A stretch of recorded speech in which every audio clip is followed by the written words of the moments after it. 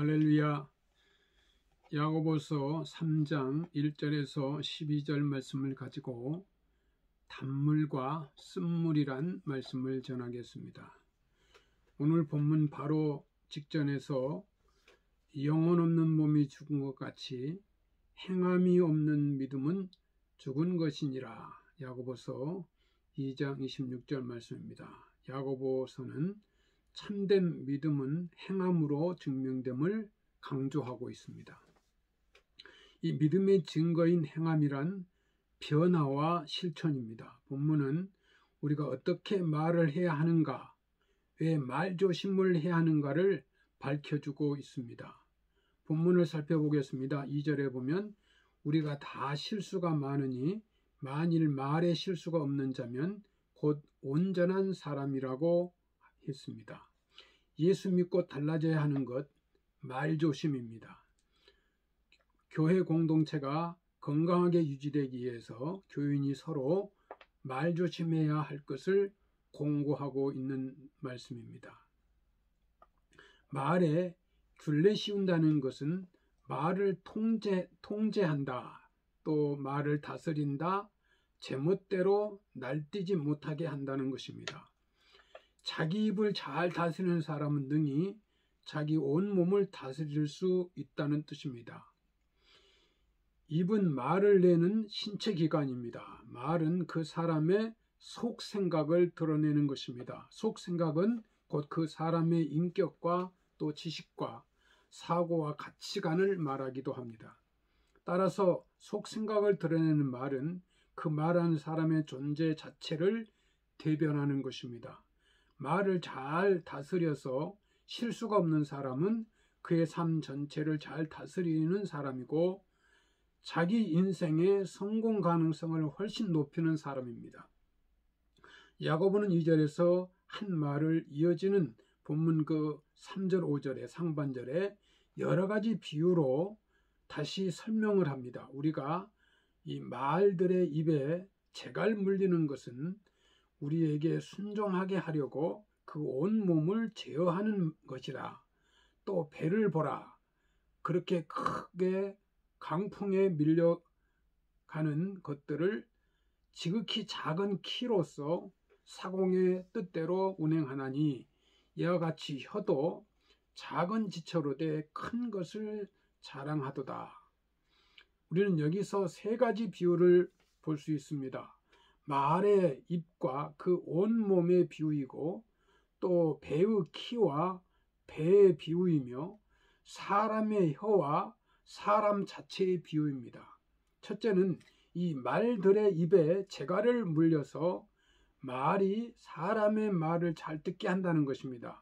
둘째는 배는 아무리 커도 그 작은 키를 잡은 사공이 원하는 방향으로 나아가고 아무리 큰 바람과 파도가 일어나도 사공이 키를 잘 잡고 있으면 거기 떠밀려가지 않을 수 있다는 것입니다.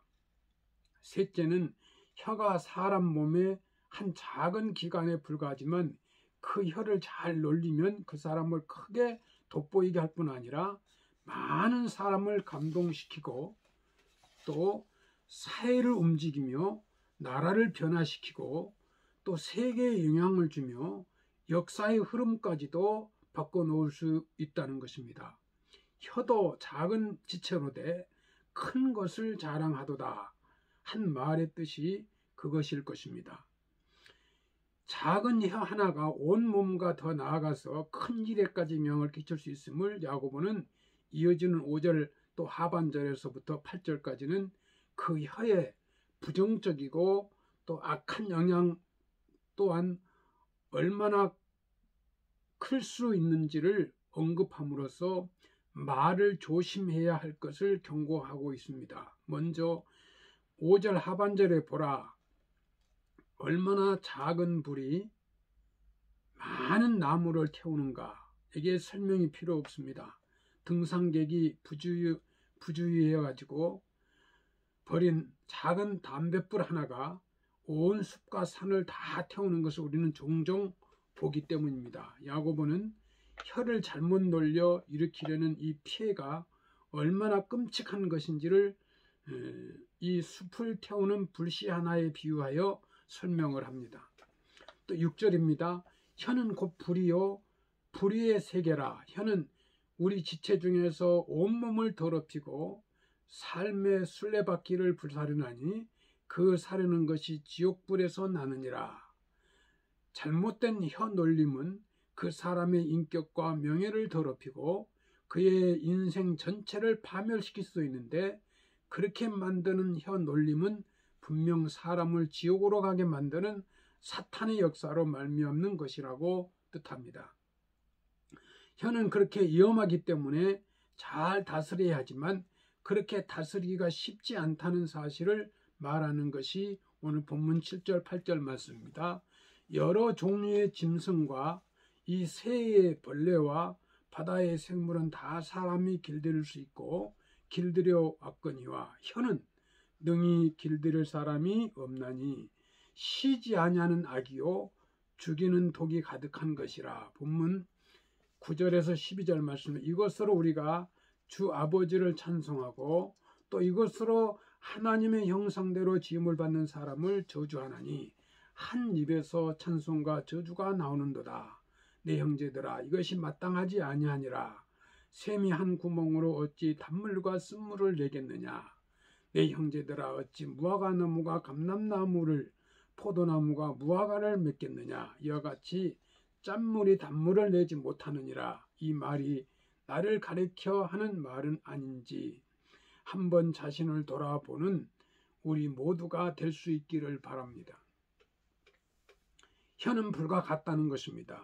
5절에 보면 혀는 작은 지체라고 했습니다.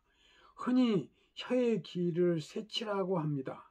세치밖에 안 되는 작은 지체라는 뜻입니다. 그러나 하는 일은 큽니다.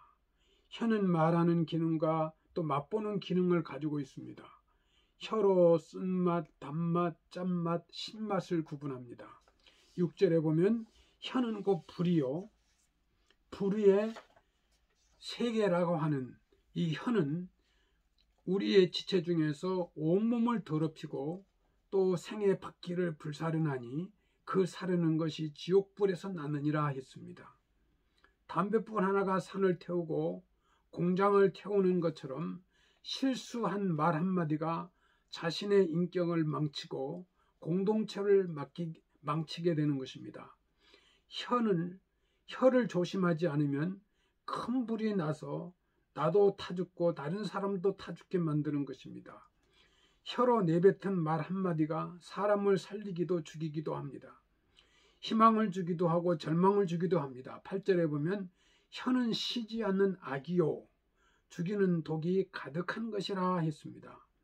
앞에서 말씀드린 대로 속병이 있으면 혀로 나타난다는 것입니다. 속이 병든 사람, 마음이 병들고 영혼이 병든 사람의 혀는 독이 밴 말을 뱉어내게 되는 것입니다. 10절에 보면 한 입으로 찬송과 저주가 나는도다 라고 했습니다. 또 11절에 보면 한 구멍으로 단물과 쓴물을 내겠느냐라 했습니다. 이것은 한 입으로 두 말을 하는 것은 지적하고 경고한 말씀인 것입니다. 축복하고 찬송하고 기도하는 것은 깨끗한 마음에서 우러나는 것입니다. 저주하고 비난하고 비판하고 헐뜯는 말은 더러운 마음에서 나오는 것입니다. 그러니까 천연덕스럽게 기도도 잘하고 찬송도 잘하고 아멘도 잘하면서 욕도 잘하고 비난도 잘하는 것은 그 사람의 인격과 신앙이 이중적이라는 사실을 증명하는 것입니다. 혀는 자신을 망칠 수도 있고 흥하게 할 수도 있습니다. 가정이나 교회를 파괴할 수도 있고 세울 수도 있습니다. 전쟁을 일으킬 수도 있습니다. 또 말로 신앙을 고백할 수도 있고 예수를 부인할 수도 있습니다. 복음 전하는 하나님의 일꾼을 지혜로 사역을 우리는 해야 합니다. 전도서 10장 2절 말씀에 지혜자의 입의 말들은 은혜로우나 우매자의 입술들은 자기를 삼키나니. 에베소서 3장 7절 말씀. 이 복음을 위하여 그의 능력이 역사하시는 대로 내게 주신 하나님의 은혜의 선물을 따라 내가 일꾼이 되었노라. 또 고린도후서 9장 8절에 보면 하나님이 능히 모든 은혜를 너희에게 넘치게 하시나니 이는 너희의 모든 일에 항상 모든 것이 넉넉하여 모든 착한 일을 넘치게 하게 하려 하심이라. 누가복음 6장 35절 말씀에 보면 오직 너희는 원수를 사랑하고 선대하며 아무것도 바라지 말고 꾸어주라. 그리하면 너희 상이 클 것이요 또 지극히 높으신 이 아들이 되리니 그는 은혜를 모르는 자와 악한 자에게도 인자하시니라는 말씀입니다. 성도 여러분, 좋은 말을 지혜롭게 해야 합니다. 나는 내 입으로 천마디 만마디 좋은 말을 할 수 있습니다. 나는 내 입으로 나쁜 말을 할 수도 있습니다. 좋은 말을 지혜롭게 하며 살아야 됩니다. 나쁜 말은 하지 맙시다. 좋은 말, 단말, 맛있는 말, 유익한 말, 은혜로운 말만 하십시다. 골로새서 4장 6절 말씀에 너희 말을 항상 은혜 가운데 소금으로 맛을 냄과 같이 하라. 그리하면 각 사람에게 마땅히 대답할 것을 알리라. 우리 속담에 이런 말이 있습니다. 가는 말이 고와야 오는 말이 곱다 했습니다. 또 낱말은 새가 듣고 반말은 쥐가 듣는다 하는 말이 있습니다. 말을 잘하면 천냥빚도 갚는다는 말이 있습니다. 또 말 속에 뜻이 있고 말 속에 뼈가 있다는 말도 있습니다. 백석교회 성도 여러분, 가정에서나 또 교회에서 사회에서 만나는 사람마다 말은 하나님의 말씀을 하는 것 같이 하여 지혜로운 삶이 되시기를 주의 이름으로 축원합니다. 감사합니다.